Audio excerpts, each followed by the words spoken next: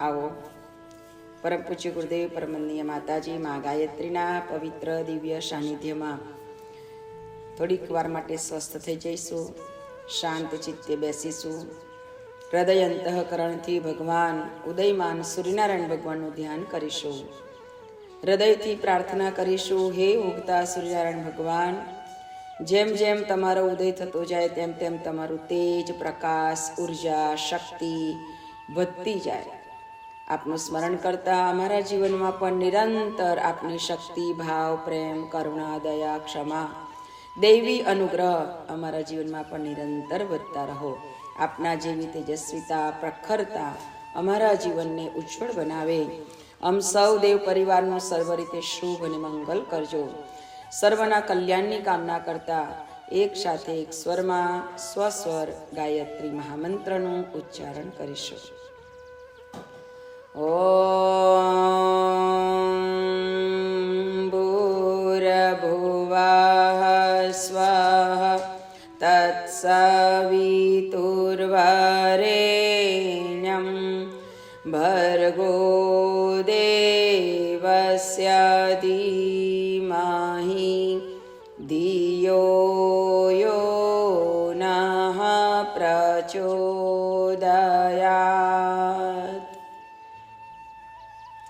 જ્ઞાન શક્તિ સમારૂઢ તત્સ્વમાલા વિભૂષિત ભુક્તિ મુક્તિ પ્રદાતાય તસ્મૈ શ્રી ગુરવે નમઃ. યા દેવી સર્વભૂતેષુ શક્તિરૂપેણ સંસ્થિતા નમસ્તસ્યૈ નમસ્તસ્યૈ નમસ્તસ્યૈ નમો નમઃ.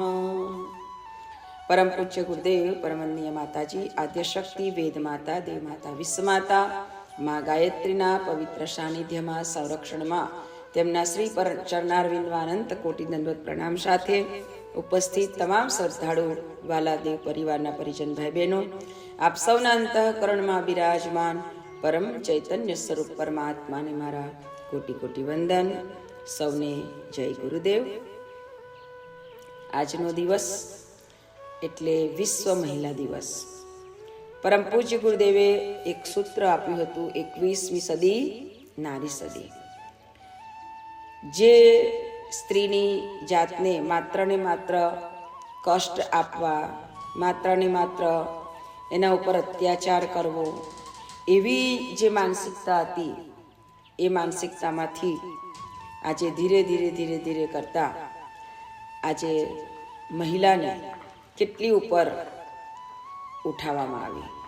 સ્ત્રી જાતિનું સર્વ રીતે વિકાસ થાય, એનું કલ્યાણ થાય, એ માટે મહાન આત્માઓએ આ સૃષ્ટિ ઉપર આવી અને અતિ હૃદય દ્રાવક થઈ જાય એવી વાતો રજૂ કરીને માનવના મન, હૃદય અને અંતઃકરણમાં સ્ત્રી તત્વ વિશેની એક વિશેષતા અને મહત્વતા બતાવી. જે આ રાષ્ટ્રની, જે આ ધરતીની જનની કહી શકાય એવી જનેતાને કષ્ટ શા માટે? એવી જનેતાની સાથે દુર્વ્યવહાર શા માટે? ઘણી બધી રીતે સંસારના માનવને સમજાવવાનો પ્રયત્ન કરી અને નારી સંરક્ષણ માટે, નારીના ઉત્થાન માટે સંતોએ, ઋષિઓએ, મહાન આત્માઓએ પ્રયત્નો કર્યા. એટલે તો ઋષિ મુનિઓએ આ બધું જે જોયું હતું એમાંથી એને ઉઠાવવા માટે આજે ને તો કાલે આ વિચારો લોકોના હૃદયમાં અસર કરશે અને સ્ત્રી જાતિનું સર્વ રીતે શુભ થશે, કલ્યાણ થશે. એટલા માટે મનુસ્મૃતિમાં લખવામાં આવ્યું કે અત્તર નારીસ્તુ પૂજ્યંતે રમયંતે તત્ર દેવતા. જે ઘરમાં નારીની પૂજા થશે એ ઘરમાં સર્વ દેવતાઓ વાસ કરશે. તો નારીની પૂજાનો મતલબ અમે પ્રજ્ઞાપુરાણમાં પણ નારી પ્રકરણમાં કહીએ છીએ કે નારીની પૂજા એટલે કંઈ એને બેસાડો, તિલક કરો, એની પૂજા કરો, એને ફૂલ ચડાવો, હાર ચડાવો, એ નહીં. ફૂલ ચડાવો, પણ કયા ફૂલ ચડાવવાના? પ્રેમના, સ્નેહના. એટલે કે એની સાથેનો વ્યવહાર પ્રેમાળ હોય, સ્નેહાળ હોય, લાગણીસભર હોય, એ એની પૂજા જ છે. કારણ કે ઘણા ઘરોની અંદર જોઈએ છે કે સહેજ પણ બોલવાનો પણ અધિકાર બહેનોને નથી હોતો. તું બેસતાને કાંઈ ખબર ના પડે, તારે કાંઈ બોલવાનું નહીં. આ બધી જે એને એકદમ ઉતારી પાડવું, ઇન્સલ્ટ કરી દેવું, એ જે બધું છે એ બધું એટલું બધું ખરાબ છે. કારણ કે એ પણ એક જીવાત્મા છે, એને પણ હટ થાય, એને પણ અંદર દુઃખ થાય કે કોઈ પણ દુર્વ્યવહાર કરે, ખોટો વ્યવહાર કરે તો એને પણ અંદરથી પીડા થાય. તો આ અંદરની જે પીડા છે ને, એની જે હાય છે ને, એ પછી લાગ્યા વગર રહે નહીં. એટલે દરેક સાધુ સંતોએ, ઋષિઓએ દરેક જીવની અંદર પરમાત્માનો વાસ છે એમ કહીને માણસના મનને ગમે તેમ રીતે સમજાવવાનો પ્રયત્ન કર્યો છે. કહેવાયું છે, જहाँ नारी का सम्मान है वहाँ संस्कृति का उत्थान है. મતલબ એ પણ નથી કે એને ગમે તેવી રીતે ફ્રીડમ આપી દેવી કે ગમે તે કરે તો ચલાવી લેવું. ના, સ્નેહ, સમ અને સહાનુભૂતિ એની સાથે જો જોડાયેલા હોય અને કોઈ પણ વાત જ્યારે કરવી હોય જો પ્રેમથી કરવામાં આવે તો અવશ્ય એ વાત એના હૃદયને સ્પર્શે અને વાતને સમજે. કોઈક જ એવા 100% એવું હોય કે એનાથી ઊંધું જ કરવાનું વિચારે. બાકી તો સ્ત્રીનું હૃદય એટલે બહુ કોમળ હોય. સ્ત્રીનું હૃદય એટલે એકદમ આમ કહેવાય ને કે સંવેદનાથી ભરેલું હોય. એટલે મહિલા દિવસ આપ્યો, કોઈ દિવસ પુરુષનો દિવસ નથી આપ્યો. હા, મધર્સ ડે, ફાધર્સ ડે હોય, પણ એ પદવી લીધી હોય એને મળે. માની પદવી મળી હોય, પિતાની પદવી મળી હોય એને, પણ પુરુષનો દિવસ નથી આપ્યો. કેમ? મહી એટલે પૃથ્વી અને હિલા એટલે હલાવી દે. આ પૃથ્વીને પણ હલાવી દે એવી જેની અંદર તાકાત છે એનું નામ મહિલા છે. તો એની જે શક્તિઓ છે એ શક્તિઓને જો ઉભાર મળી જાય, એને જો એક રસ્તો મળી જાય, એને એક સાચી દિશા મળી જાય, તો આજે તમે જુઓ કે રાષ્ટ્રના ઉદ્ધાર માટે આપણા ભારત વર્ષની અંદર એટલી બધી સન્નારીઓ, બહોત લડી મર્દાને વાલી વો તો ઝાંસી વાલી રાણી.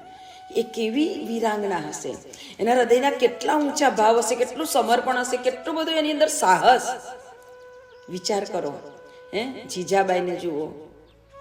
એ જીજાબાઈ કે જે બાલ્ય અવસ્થામાં હતી ત્યારે ખબર ને, પહેલાં તો ગામડા વસેલા હોય પણ કૂવા બહુ દૂર હોય. કૂવે પાણી ભરવા જતી હતી અને એ કૂવો જંગલમાં, ગામથી થોડો વગડામાં.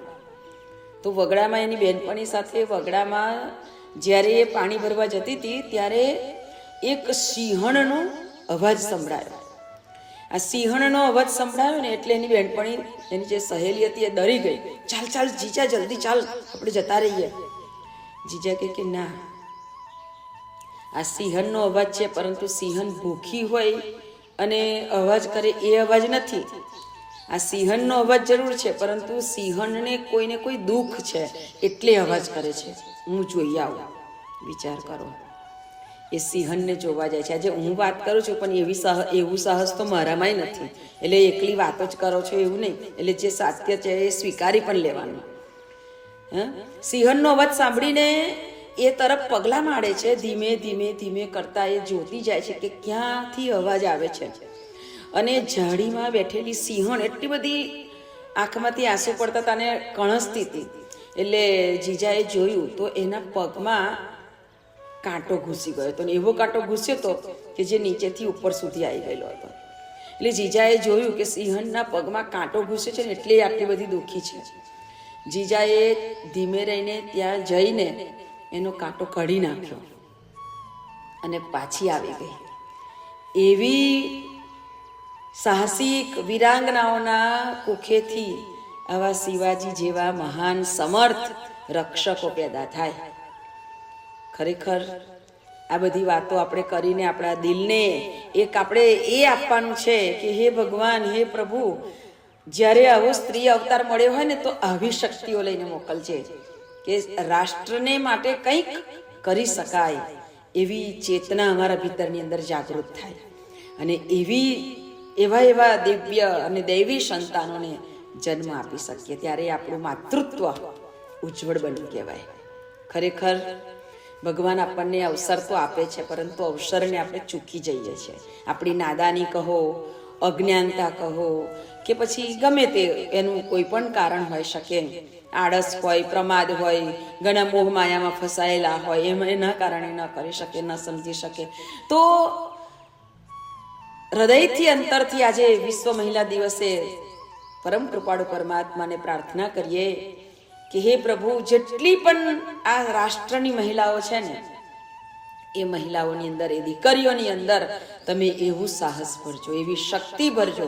હજી જે કુમળી વયની દીકરીઓ ઉછરી રહી છે, અમારી દીકરીઓ માટે એ જ પ્રાર્થના આજે કરી કે એમની અંદર એવી શક્તિ ભરજો કે કંઈક એવું બને, એમ અલગથી કંઈક બની શકે અને જીવનને એટલું ઉજ્જવળ બનાવી શકે.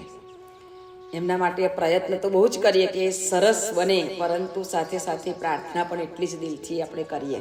અને આજે તમે બધાએ અમારી દીકરીઓને આશીર્વાદ આપજો, એમના માટે 5 મંત્ર બોલજો કે ગુરુદેવ, આ દીકરીઓને એટલી સરસ સાહસિક બનાવજો, સાહસથી આગળ વધે, પરંતુ એનો રસ્તો એકદમ શ્રેષ્ઠ હોય, પવિત્ર હોય, દિવ્ય હોય અને રાષ્ટ્ર કલ્યાણ માટેનો હોય, ધર્મ રક્ષા માટેનો હોય. એ બહુ મહત્વનું છે. માની અંદર જો આ દિવ્ય ભાવ હશે ને, તો એના કુખની અંદર, એના ઉદરની અંદર એવા જ દૈવી સંતાનો પાકશે. ભૂમિ જેટલી શ્રેષ્ઠ, બીજ જેટલું શ્રેષ્ઠ, એટલું જ ફળ સરસ મળે. આટલી આપણી જે માતૃભૂમિ છે, માતૃભૂમિનું રક્ષણ થાય માટે આવા દૈવી ભાવો પણ ભીતરમાં જાગૃત કરવા બહુ જ જરૂરી છે. આપણા રાષ્ટ્રની પ્રથમ જાસૂસી મહિલા એટલે મીરા આર્યા. ખરેખર આજના દિવસે મીરા આર્યાને આપણે યાદ કરીએ ને આપણા હૃદયની અંદર એના માટે એટલો બધો ભાવ અને પ્રેમ જગાડીએ કે ગુરુદેવે દિવંગત દેવી આત્મા જ્યાં પણ હોય ને, ત્યાં એને તમે ખરેખર પરમ સુખ આપજો. વધારે શક્તિ, સાહસ ભરીને એ જ દિવ્ય આત્માને આ ધરાધામ ઉપર ફરીથી મોકલજો. એ મીરા આર્યા, એનો જન્મ તો આપણા ભારત વર્ષના બહુ એના કલકત્તાની આજુબાજુનું એક ગામ છે એમાં થયેલો હતો. ખાપરા કે એવું કંઈક ગામ છે. જન્મ્યા પછી એના 3-1 વર્ષની થઈ હશે. નાનપણથી જ એના મમ્મી ને પપ્પા બંને ભગવાનને પ્યારા બન્યા.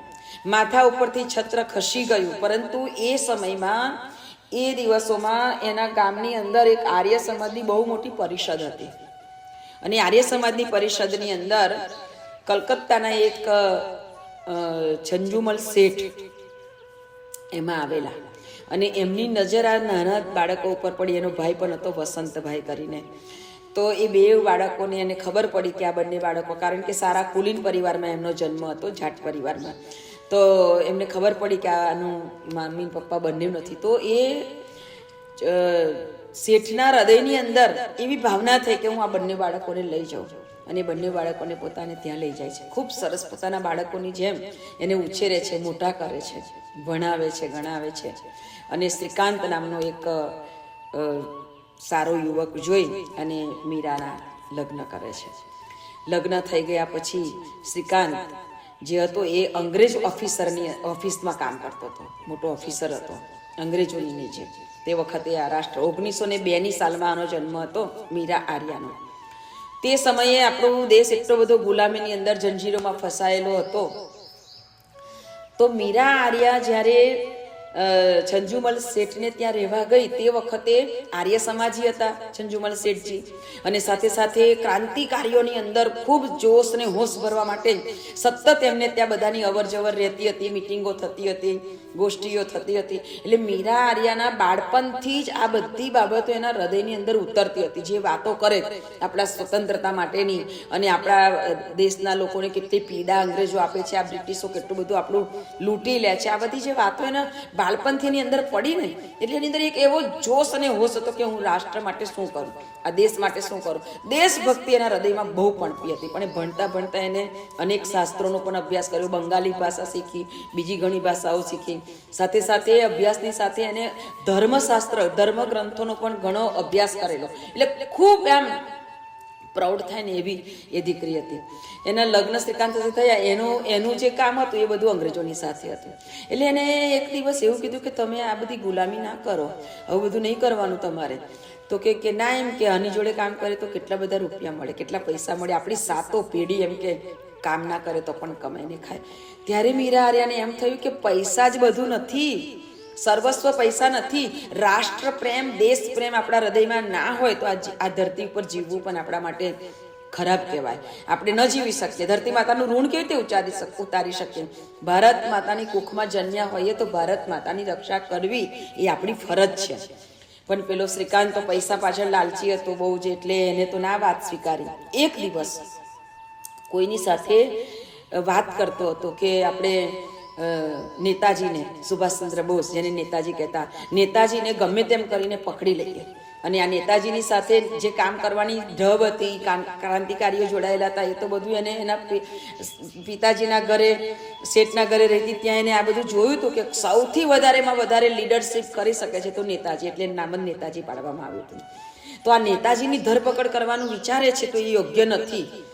એટલે એને એવું કીધું કે તમે આ બધું કરો છો તે ખોટું છે. એમ કે જે રાષ્ટ્ર માટે જીવે છે, પોતાનું સર્વસ્વ અર્પણ કરીને, જાનની બાજી લગાવીને, એને તમે કેવી રીતે આવું વિચારી શકો કે એને પકડાવી દો એમ? તો કે ના, એ તો એમ કે એવું બધું નહીં જોવાનું. એટલે એને કીધું કે કાં તો તમે આ છોડી દો અથવા તો પછી હું છૂટી થઈ જઈશ. એનાથી સહન ના થયું. દેશદ્રોહીની સાથે હું જીવન નહીં ગુજારી શકું. એને એના પોતાના પતિને છોડી દીધો અને પિતાના ઘરે આવી ગઈ, શેઠના ઘરે આવી ગઈ. અને ત્યાં આવી અને એને કીધું કે ના, રાષ્ટ્રદ્રોહી સાથે મારે સહેજ પણ ચાલશે ને, એટલે ગમે તેમ કરીને મારે રાષ્ટ્ર માટે લડવું છે. અને એની જે ઉત્સાહ, એનો જે ઉમંગ જોયો, એટલે એને તે વખતમાં જે ભરતી થતી હતી પોલીસોની અંદર, એમાં એને લેવામાં આવી અને એને પણ ત્યાં લીડરશિપ સંભાળી અને જાસૂસીની કામગીરી એને સોંપી. એને જ્યારે બધું કીધું કે આ રીતે નેતાજીને પકડવા માટેનું આ બધું ચાલે છે, ષડયંત્ર, એટલે એને વિચાર કર્યો કે આ તો બહુ જાસૂસીનું કામ કરે એવી દીકરી છે. એટલે એને જાસૂસીના કામની અંદર સોંપ્યું. અને એની એક સહેલી, 2 જણ, પછી અંગ્રેજોની છાવણી જ્યાં જ્યાં પડી હોય ને ત્યાં ગમે તેમ રીતે, ગમે તેવું પોતાનું વેશ બદલીને ઘૂસ મારે. અને ત્યાં બધી જે ચર્ચાઓ થતી હોય, કારણ કે અંગ્રેજો તો પાછા કેવા અય્યાસીવાળા હતા, એમને તો પાણીનો ગ્લાસ પણ ઓર્ડર કરવાનો કે લાવો મને પાણી પીવડાવો, પેલું લઈ આવો, આમ કરો તેમ કરો. એટલે એની આજુબાજુ બધી આવી છોકરીઓ ફરતી હોવી જોઈએ. એટલે મીરા આર્યાએ પોતાનું બધું બદલી અને એની એક સહેલી રાખી અને એ સહેલીની સાથે એ એમાં જતી. અને આમ કરતાં કરતાં એક દિવસ એને ખબર પડી કે સુભાષચંદ્ર બોઝને પકડવા માટે આ લોકો બધા ષડયંત્ર રચી રહ્યા છે, નેતાજીને પકડવા માટે. એટલે એની સહેલીને કીધું કે તું અહીંયા જા અને અહીંયાથી આપણે આ રીતે એમનો પર્દાફાશ કરી દઈએ. અને જ્યાં એ બધું સાંભળીને દોડવા ગયા તો દોડતા દોડતા એની બેનપણી પકડાઈ ગઈ. એટલે એની બેનપણી પકડાઈ ગઈ, પણ એને ગમે તે રીતે સાહસ કરીને એને છોડાવી દીધી. તો એના પગની અંદર ગોળી વાગી ગઈ. એને કીધું હતું જ્યારે એમાં જોડાય ત્યારે, જે જાસૂસીની અંદર, કે ગમે તે થાય ગોળી ખાઈ લેવાની, પરંતુ મોઢામાંથી કશું જ જવાબ આપવાનો નહીં. એક જન્મ આપણા રાષ્ટ્ર માટે ફના થઈ જવા માટે મળ્યો છે એવું સમજી લેવાનું. અને એનો સંકલ્પ બળ, એનું હૃદયનું એટલું બધું દ્રઢતાવાળું હતું કે ગમે તેવી પરિસ્થિતિ આવે, એની બેનપણીને તો ખસેડી લાવી અને આપણા બધા જે ક્રાંતિકારીઓની ટીમ હતી તેની સાથે એને આપી દીધી. અને એ પોતે પકડાઈ ગઈ. એટલે એને એટલી બધી યાતનાઓ આપી છે. એને અંગ્રેજોએ હંટરથી મારી, ખૂબ મારે છે. એને 2 હાથ ઊંચા કરીને લટકાવી દે છે, એને બેહોશ થઈ જાય છે તો એને ત્યાંથી છોડે છે. એને બહુ મારે છે. એને કહે છે બતાવી નેતાજી ક્યાં છે, નેતાજી ક્યાં છે? કશું જ નથી બોલતી. આંદામાન નિકોબારની જે જેલો છે, કાળા પાણીની સજા કરે, એમાં એને પૂરી દેવામાં આવી. મળ મૂત્ર વિસર્જન એટલું જ નાની ખુલકીની અંદર બધું કરવાનું, ખાવામાં આપે નહીં. પાણીની તરસ લાગી હોય ત્યારે પાણી પીવડાવવા જાય તો ગટરનું પાણી એના મોઢા ઉપર આમ છાંટે. એના જે 2-4 છાંટા એનાથી લેવાય તે લે. એમ કરતાં કરતાં જ્યારે એને કશું જ નથી બોલતી એટલે પોલીસોએ એમ કીધું કે બતાય નેતાજી ક્યાં છે? તો કે નેતાજી એ તો એમ કે પ્લેન ક્રશ થયું એની અંદર મરી ગયા. તો કે ના, નેતાજી બતાય એમ કે મરી નથી ગયા, તું બતાય, બોલ કઈ છે એમ. ત્યારે એને કીધું કે નેતાજી તો આમ એને પીડા છે શરીરમાં, પણ મોઢા ઉપર એક સ્મિત છે કે મને આજે રાષ્ટ્ર માટે ફના થવાનો મને અવસર મળ્યો છે એમ. એને નેતાજીને બતાવી તો એને કીધું કે નેતાજી તો મારા દિલની અંદર છે એમ કે. તો કે તારા દિલની અંદર છે એમ કે? આટલી ક્રૂર છે, તું બોલતી નથી. અંગ્રેજને એટલો બધો ગુસ્સો આવ્યો, એને લુહારને બોલાવ્યો. લુહારને બોલાવીને મીરા આર્યાના છાતીને ચીરી કાઢે છે, એનું જે સ્તન છે ને ચીરી કાઢે છે. અને એમ કહે છે કે લાય આની અંદર છે ને તારા નેતાજી, એને બહાર કાઢ. એની એટલી બધી પીડા થાય છે, લોહી લુહાન થઈ જાય છે. એવી મીરા આર્યાને એક પર્વત ઉપરથી ફેંકી દેવામાં આવે છે અને ફેંકાઈ જાય છે. તો એ એવી ડુંગરની નીચે પડે છે અને ત્યાં આગળ બેહોશ થઈ જાય છે. પરંતુ જ્યારે એ પોતે ભાનમાં આવે છે તો એને એક આદિવાસીઓના ઝુંડમાં એને પોતાને જોવે છે. એને વિચાર્યું કે હું કયા જગ્યાએ આવી ગઈ, ક્યાં આવી ગઈ, છતાં એ જીવતી છે. વિચાર કરો કે આટલી પીડા સહન કરીને પણ વ્યક્તિ જીવતી છે. આદિવાસીઓને ભાષા એને ખબર પડે ના, એની ભાષા પેલા લોકોને ખબર પડે નહીં, એવા જંગલ વિસ્તાર. એટલે એને વિચાર કર્યો કે હવે મારે બીજું કંઈ નહીં પણ ભગવાનનું સ્મરણ કરવું છે. અને ગ્રંથો જે વાંચ્યા હતા એટલે એને એક જ હૃદયમાં થયું કે હું મારા ભગવાનને યાદ કરું. અને જ્યારે ઓમકાર ધ્વનિ કરવા માંડે છે ને તો ઓમકારનો સ્વર સાંભળીને આદિવાસીઓને એમ થયું કે આ તો આપણું છે. કારણ કે એ લોકો બી અંગ્રેજોથી એટલા બધા કંટાળી ગયેલા હતા અને છુપાઈ છુપાઈને જીવતા હતા. આ તો આપણું વ્યક્તિ છે. ધીરે ધીરે ધીરે એને બહાર લઈ જવામાં આવે છે. થોડુંક નાનું શહેર હોય ત્યાં, અને ત્યાં જઈને પછી એને વિચાર કર્યો કે મારું તો કલકત્તા જવું છે. એને કલકત્તા મોકલવામાં આવે છે. ત્યાં બધું જ શૂન્ય થઈ ગયું હોય છે. જે શેઠ તે વખતે આઝાદી પણ મળી ગઈ હોય છે એટલે બધું ફેરફાર થઈ ગયો હોય છે. એક નાની સરખી ઝૂંપડી બનાવીને બધાની મદદ લઈને બનાવે છે, ત્યાં રહે છે. તો ત્યાં પણ એને શાંતિ નથી. ત્યાં પણ ઘણા એવા ક્રૂર લોકો હતા કે જે એની ઝૂંપડીને પાડી નાખવા તૈયાર થયા અને જેમ તેમ કરતા એને એક બીજા જગ્યાએ જે એને એના સમયમાં કામ કરતો હતો એને શોધવાનો પ્રયત્ન કર્યો. વૃદ્ધ થઈ ગઈ બિચારી. ત્યાં એને શોધવાનો પ્રયત્ન કરે છે. એ એને મળે છે તો એને બહુ આનંદ થાય છે. અને બંને જણ ખૂબ આમ રાષ્ટ્ર માટે આપણે આટલું કરી શકીએ એનો એક આનંદ છે. અને એક બાજુ અંદરથી બહુ દુઃખ છે. દેશ આઝાદ થઈ ગયો છે એનો એક ખુશી છે. આવી આપણા રાષ્ટ્રની દેશના પ્રેમ માટે છેલ્લા શ્વાસ સુધી પ્રાર્થના કરતી કરતી એને આ જગતમાંથી વિદાય લીધી. એવી મીરા આર્યા પ્રથમ જાસૂસી મહિલા અને પ્રથમ પોલીસની અંદર જોડાયેલી મહિલા એવી મીરા આર્યાને આજે આપણે બધાએ શ્રદ્ધાંજલિ આપીશું. પ્રાર્થના કરીશું કે હે દેવી દિવંગત આત્મા, પુનઃ આ ધરાધામ ઉપર આવો અને સૌના હૃદયની અંદર એવું સાહસ, એવી શક્તિ, એવું શૌર્ય, એવી દિવ્યતા એવી જાગૃત કરો કે માનવનું અંતઃકરણ પુનઃ કોઈ પણ જાતની અપેક્ષા વગર આ રાષ્ટ્રનો ઉદ્ધાર કેવી રીતે થાય, એની રક્ષા કેવી રીતે થાય, ધર્મની રક્ષા કેવી રીતે થાય, એના માટે ફના થઈ જવા માટે તૈયાર હોય એવું વ્યક્તિત્વ ધરાધામ ઉપર આવે એવી મંગલ પ્રાર્થના સાથે આજના વાણી પુષ્પને ગુરુદેવના ચરણોમાં અર્પણ કરીને પ્રાર્થના કરીએ કે જે આપણા રાષ્ટ્ર માટે લડતા લડતા ફના થઈ ગયા. જ્યારે સુભાષચંદ્ર બોઝ નેતાજીને જ્યારે પૂરવામાં આવ્યા હતા તે વખતે એમ કહેવામાં આવે છે કે તું એમ કે શું વિચારે છે, એમ કે મારે તારા રાષ્ટ્રને આઝાદ અમે કરીશું, કદી નહીં બની શકે.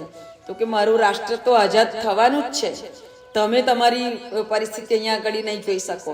એને એમ સચોટ જવાબ આપ્યો હતો. આવી અનેક હસ્તીઓ આ ધરતી ઉપર આવી છે ત્યારે આપણી તમામ મહિલા શક્તિ સંગઠિત બની અને રાષ્ટ્ર કલ્યાણ માટે પ્રાર્થના કરે. બની શકે તેટલું રાષ્ટ્ર કલ્યાણ માટે આપણાથી થઈ શકે એટલું કાર્ય કરે, સમર્પણ કરે. આપણી પાસે જે હોય તે શક્તિ, સાહસ, સામર્થ્ય, ધન, સાધન, સંપત્તિ જે પણ છે એને કોઈને કોઈ રીતે રાષ્ટ્ર ઉદ્ધાર માટે આપણે અર્પણ કરતા રહીએ. તો આવો પહેલામાં પહેલા આપણે દિવંગત એ દેવી મહિલા શક્તિઓને હૃદયથી ભાવથી શ્રદ્ધાંજલિ અર્પણ કરીએ. એક વખત મહામૃત્યુંજય મંત્ર આપણે બધા સાથે બોલીશું. ઓમ ત્રયંબકમ યજામહે સુગંધિમ પુષ્ટિવર્ધનમ ઉર્વારુકમિવ બંધનાન મૃત્યોર્મોક્ષીયમામૃતાત. ઓમ શન્નો મિત્ર સંવર્ણઃ શન્નો ભવર્તયર્યમા શન્નો ઇન્દ્ર બૃહસ્પતિર શન્નો વિષ્ણુરુક્રમઃ સ્વાહા. ઇદં દિવંગત આત્મનં શાંત્યર્થે ઇદં નમઃ. આવો